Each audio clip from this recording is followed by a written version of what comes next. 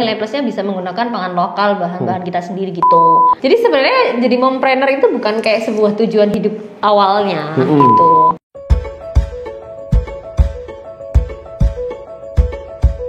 Halo semuanya, ketemu sama kita di 5 Minute Talks Ladang 5. Ada saya Jiva dan juga ada CMO dari Ladang 5. Untuk hari ini ada Mbak Nisa Pratiwi. Hai. Hai Jiva. Selamat sore. Selamat sore semuanya. Tapi sebelum kita ngobrol-ngobrol seru untuk hari ini tuh, kita ngemil-ngemil dulu lah. Kebetulan lagi ada Black Moon sama lagi ada Black Teens. Kalau aku sih ambil Black Teens kali. Kamu silakan ngemil ya, aku nanti dulu. Ya, kalau gitu aku ambil Black Teens. Kamu lebih suka yang mana? Soalnya ini enak banget. Dan biasanya kalau habis ngemil kayak begini, itu lebih enak kita ngobrol-ngobrolnya, bener nggak? Oh gitu ya, kan jadi lebih manis.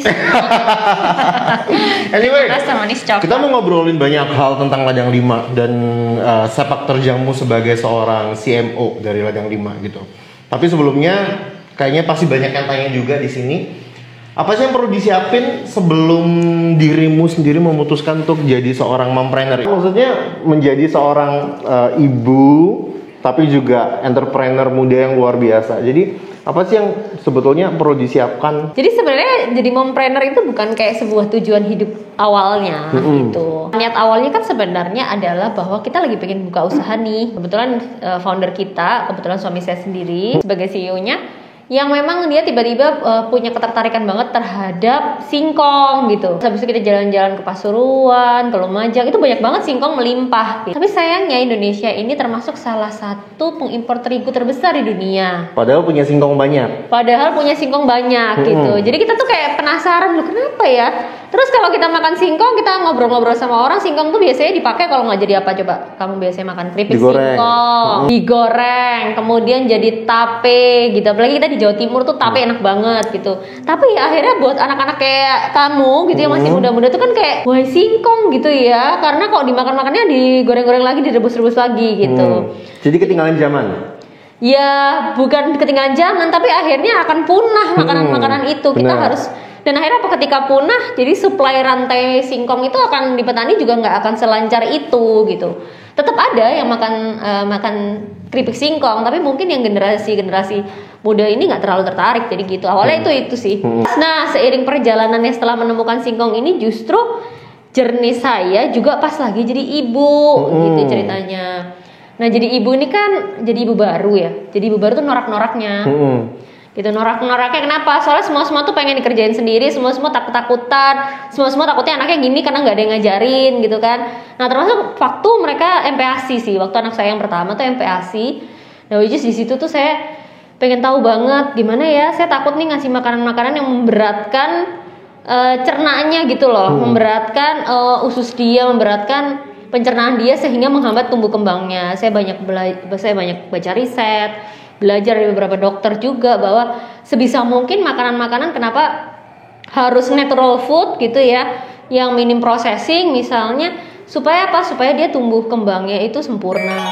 Nah, dari situ oh iya juga ya, singkong tuh kan dari tanah gitu, termasuk plant based gitu kan ya. Secara nutrisi juga setelah diujikan dengan tim riset kami juga oke gitu.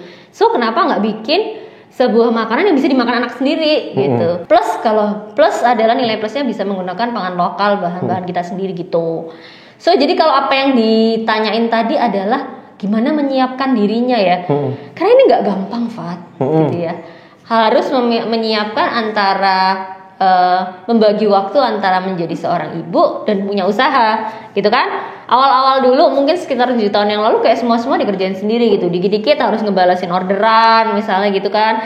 Dikit-dikit harus ngontrolin udah ada yang bayar belum sambil ngurusin anak. Which is menurut saya itu yang paling penting tuh managing pertama itu adalah mental dan kesiapan ibu-ibu itu sih.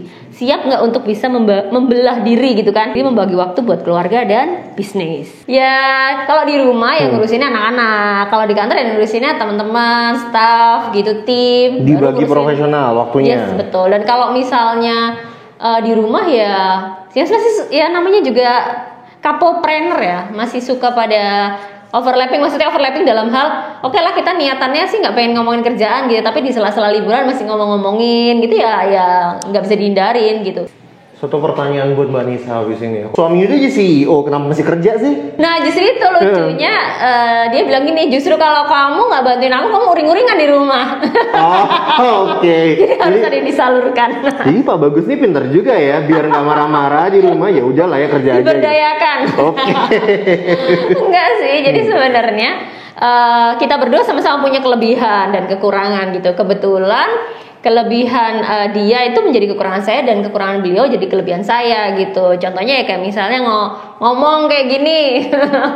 Terus habis itu ketemu ibu-ibu mungkin konsultasi itu kayak mengedukasi pasar misalnya seperti itu lebih menjiwai perempuan kan biasanya. Oke, satu pertanyaan terakhir buat Mbak Nisa buat hari Kayaknya ini. satu mulu tadi. Nggak apa-apa, banyak. Produk ladang 5 yang paling disukai, personal favorite ya? Kalau produk yang paling aku sukain apa ya? Semua produk aku suka lah, Fat. Iya, aku tahu. Emang apa yang punya personal favorite kayak aku nih. Aku suka banget sama Black Teens karena crispy. Oke. Aku suka banget sama Blackmore. Itu pasti karena itu kayak awalnya dulu bikin aku juga karena aku nih pencinta manis dan aku selalu suka coklat yang dark coklat.